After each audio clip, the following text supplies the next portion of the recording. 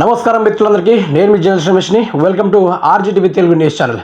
రైతు బంధు పైన వివాదాస్పద వ్యాఖ్యలైతే రేవంత్ రెడ్డి మాట్లాడడం జరిగింది. మరి రైతు బంధు ఇస్తాడా ఇవ్వడా అని గత 5 నెలల నుంచి ఎదురు చూస్తున్న కొంతమంది రైతాంగం వారికి పూర్తి స్థాయిలో ఇచ్చినామని, ఈయనే ఇవ్వలేదని బట్టి విక్రమార్క ఇద్దరు తగాదాల పూర్తి నడుచుకున్నప్పటికీ ఈ రైతు బంధు పైన క్లారిఫికేషన్ ఎవరు ఇస్తలేరని ఇన్ని రోజుల దాకా రైతాంగం వారిలోనే కొంచెం భ్రమల పడిపోయి ఉండిపోవడం జరిగింది. కానీ ఈరోజు నిన్న జరిగిన సభలో మాత్రం రేవంత్ రెడ్డి రైతు బంధు మేము ఇంకా ఇయ్యలేదు, మేము ఇస్తాం, ఈ 8వ తారీఖు వరకు టైం ఇవ్వండి, మేము ఇస్తామని రేవంత్ రెడ్డి చెప్పడం జరిగింది. మరి పంటలన్నీ ఎండిపోయి పశువులకు మేతగా మారి ఈరోజు మళ్ళీ ఆ భూములు కాస్త పెగుళ్ళు మారినప్పటికీ ఇప్పటిదాకా రైతు బంధు ఇయ్యలేదు అని చెప్పిన రేవంత్ రెడ్డి. రైతు బంధు ఇచ్చేసినా ఇంకా రాలేదని చెప్పిన వాళ్ళని చెప్పుతో కొడతా అని చెప్పిన రేవంత్ రెడ్డి. రైతు బంధు ఇంకెవడన్నా రాలేదని అంటే వాడు సన్నాసుడు అని చెప్పిన రేవంత్ రెడ్డి. ఈరోజు ఆ సన్నాసి ముఖంతో చెప్పిన మాటలు, ఈరోజు ఏ సన్నాసి మాటలు మాట్లాడిండో ఆ ముచ్చట్ను ఒకసారి తెలుసుకునే ప్రయత్నం చేద్దాం. ఈ వీడియోని పూర్తి స్థాయిలో చూడడానికి అయితే ప్రయత్నం అయితే చేయాలి. రైతు బంధు ఇవ్వలేదని స్వయంగా చెప్పిన సీఎం. రైతు బంధు రాక రైతుల నిరసనలు, గ్రామాలను నిలదీస్తున్న అన్నదాతలు, తప్పనిసరి పరిస్థితుల్లో బయటపడిన నిజం. పైసలపై గతంలో 4-5 సార్లు అబద్ధాలు. గతేడాది డిసెంబర్ 9నే ఇచ్చేసామన్న రేవంత్. రాలేదన్న రైతులను సన్నాసులన్న సీఎం. రైతు బంధు అడిగితే చెప్పుతో కొడతామన్న మంత్రి కోమటిరెడ్డి వెంకటరెడ్డి. ఇప్పుడు కొత్త రాగం అందుకున్న రేవంత్ రెడ్డి ఈ నెల 9 లోపు బకాయి ఉంటే ముక్కు నేలకు రాస్తానని సవాల్. ఈ ముక్కు రాసుడు సవాల్ అదేదో అధికారంలో వచ్చినప్పటి నుంచి ఆ సవాల్ ఇస్తుంటే ఆ ముక్కు యాడ రాయాలో ఏం చేయాలో మేము చెప్పేటోళ్ళం. ఆ ప్లేస్ కూడా ఆ సానరాయి కూడా మేము పట్టుకొచ్చేటోళ్ళం, యాడ ముక్కు రాయాలో ఏందో అనేది.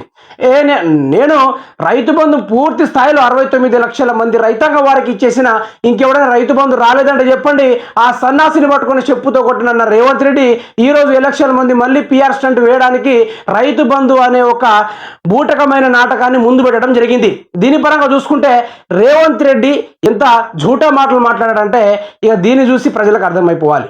గతేడాది డిసెంబర్ 9న ఇచ్చేసామని రేవంత్ అంటే, రాలేదన్న రైతులను సన్నాసులన్న రేవంత్ రెడ్డి.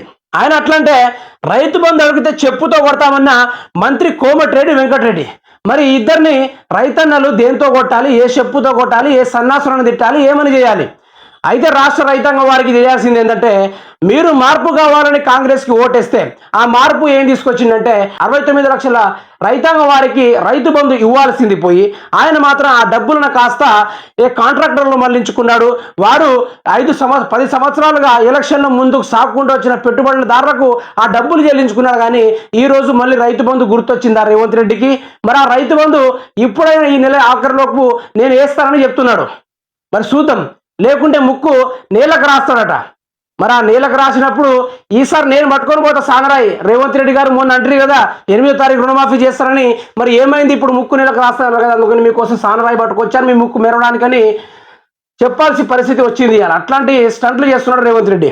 సర్కారు ఇచ్చేసిన వంటది, రైతులు రాలేదంటారు.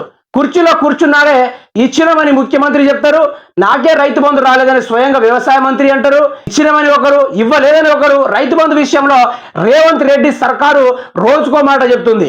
ముఖ్యమంత్రి మంత్రుల మధ్య రైతు బంధు విషయంలో సరైన అవగాహన కూడా లేదని వారి మాటల్లోనే స్పష్టమైనది. అయితే ఎప్పుడో ఇచ్చేసామని చెప్పిన రైతు బంధుపై ఇప్పుడు ముఖ్యమంత్రి చేసిన వ్యాఖ్యలు చర్చానీయాంశకంగా మారాయి. ఇక చూశారు కదా ఎట్లా ఉందో వ్యవహారము. చర్చానీయాంశంగా మారుడైంది. ప్రజలారా, రాష్ట్ర రైతన్నలు బాగుండాలి, రాష్ట్ర రైతన్నలు రాబోయే రోజుల్లో కాబోయే రాజుల వారికి వారే పంటలు పండించుకొని వారి మార్కెట్లో వారే సవాలు ఇసురుకొని పంటలు అమ్ముకునే స్థాయికి తీసుకొస్తారని కేసీఆర్, కల్వకుంట్ల చంద్రశేఖరరావు గారు అయితే పూర్తి స్థాయిలో తన వంతు పాత్రను పోషించాడు. మరి రేవంత్ రెడ్డి ఆ కేసీఆర్ చేసిందని నిలబెట్టుకున్నాడు కాకుండా అది మొత్తం కూలగొట్టేసి ఇంకా రైతన్నలు చనిపోతా ఉంటే అక్కడికి వెళ్ళి పరామర్శించని మన ముఖ్యమంత్రి రేవంత్ రెడ్డి. మరి దీనికి మీరే సమాధానం చెప్తారు ప్రజలారా?